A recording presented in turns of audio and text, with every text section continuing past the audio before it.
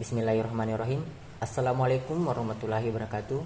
Perkenalkan, nama saya Rahmat Ardana dari Kampus Institut Teknologi Baharudin Yusuf Habibie dengan NIM 231101162, Prodi Ilmu Komputer kelas IK 23C. Di sini saya akan menjelaskan algoritma penjadwalan FCFS pada sistem operasi. Adapun yang akan kita bahas yaitu pengertian, karakteristik, kelebihan dan kekurangan istilah FCFS, pengertian soal.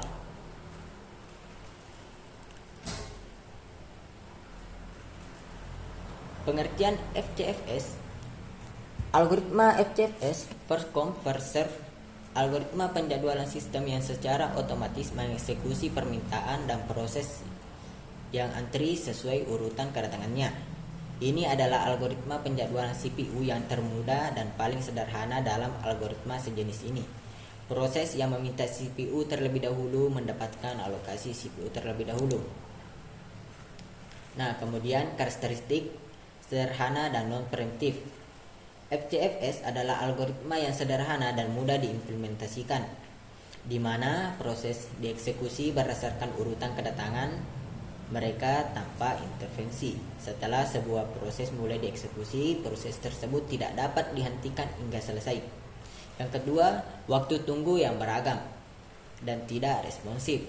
FCFS dapat menghasilkan waktu tunggu yang tinggi, terutama jika proses yang lebih besar menghalangi proses kecil, menyebabkan efek konvoi.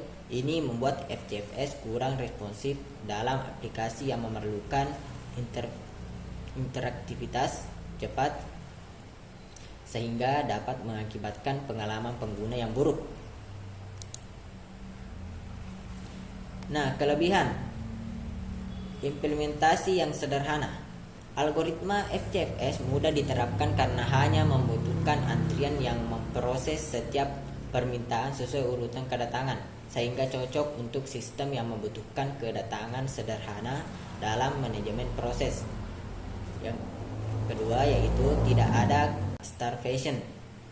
Karena proses diurutkan berdasarkan waktu kedatangan, setiap proses yang datang pasti akan diproses tanpa terkecuali. Ini memastikan semua proses akan mendapatkan giliran untuk dieksekusi meskipun harus menunggu.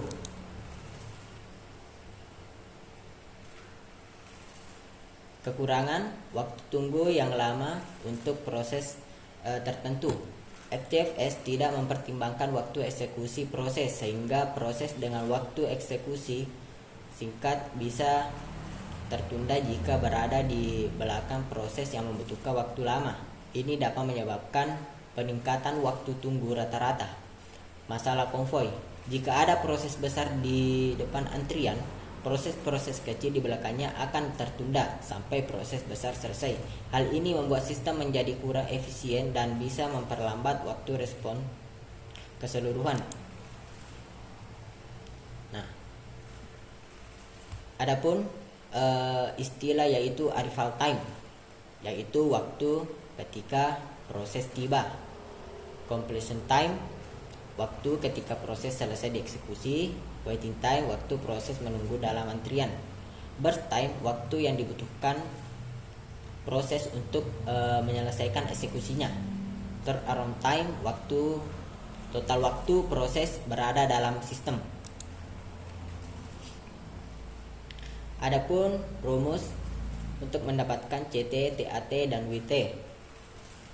Current time, rumusnya yaitu BT1 tambah BTN BT2 ditambah BTN. Kemudian rumus turnaround time CT dikurang AT.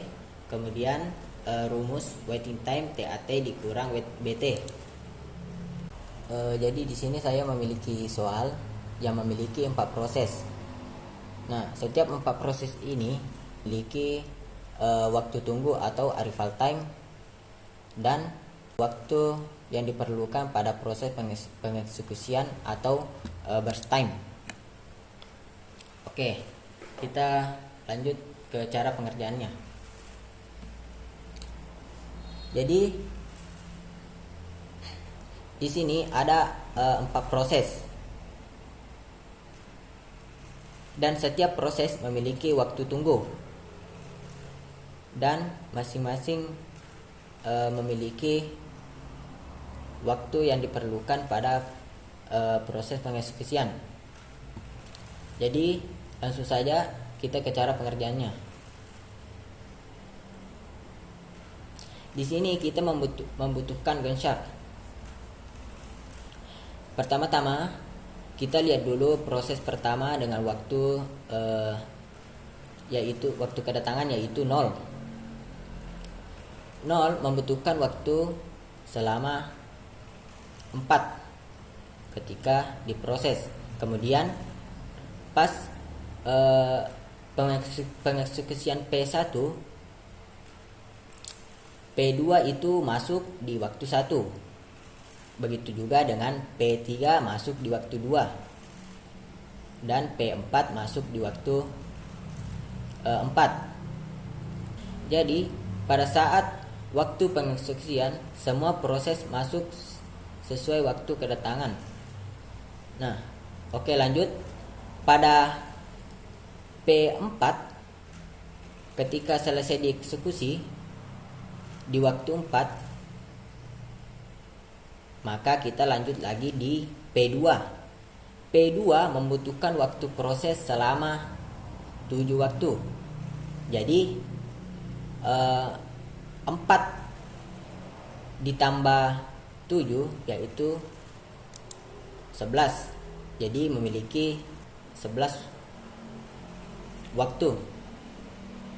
Kemudian lanjut di P3. P3 memiliki burst time yaitu 8. Jadi 11 ditambah 8 yaitu 19. Kemudian pada P4 memiliki 2 burst time. Maka 19 ditambah 2 yaitu 21. Nah, jadi current time yang dihasilkan yaitu pada proses 1 yaitu 4, pada proses 2 11, proses 3 19, kemudian proses 4 21. Kemudian kita lanjut.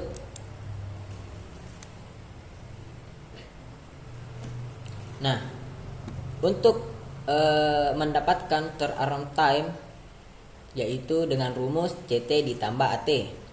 Jadi pada P1 memiliki CT yaitu 4.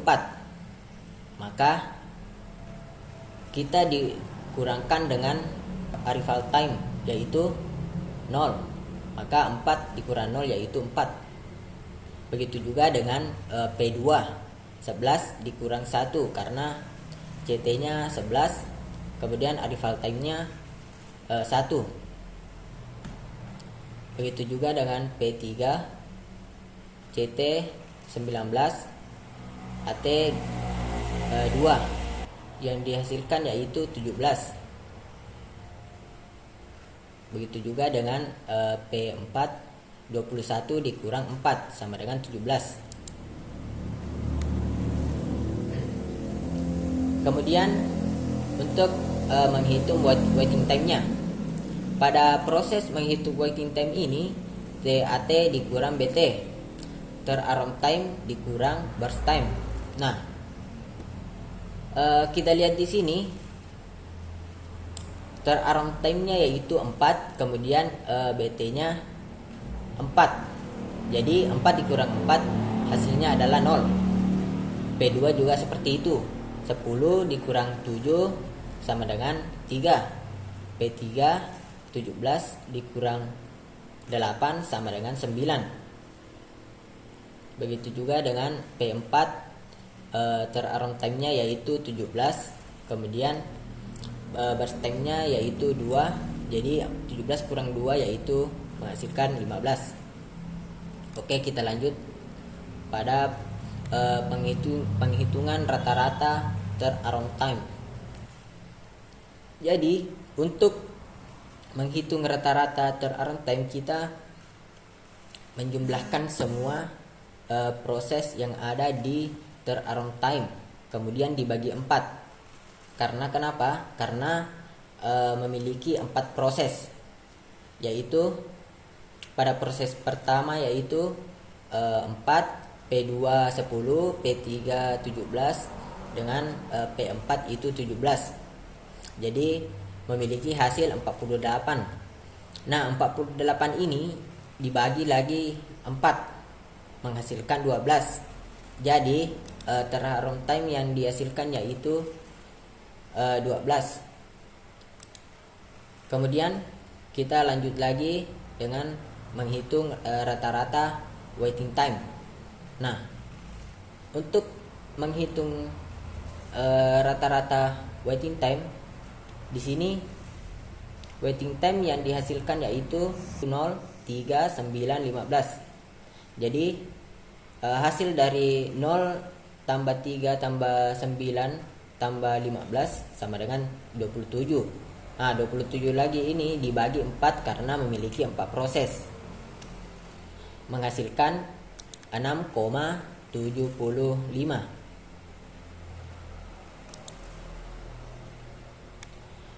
Mungkin cukup sekian presentasi dari saya. Jika ada salah kata mohon dimaafkan. Saya akhiri. Terima kasih. Assalamualaikum warahmatullahi wabarakatuh.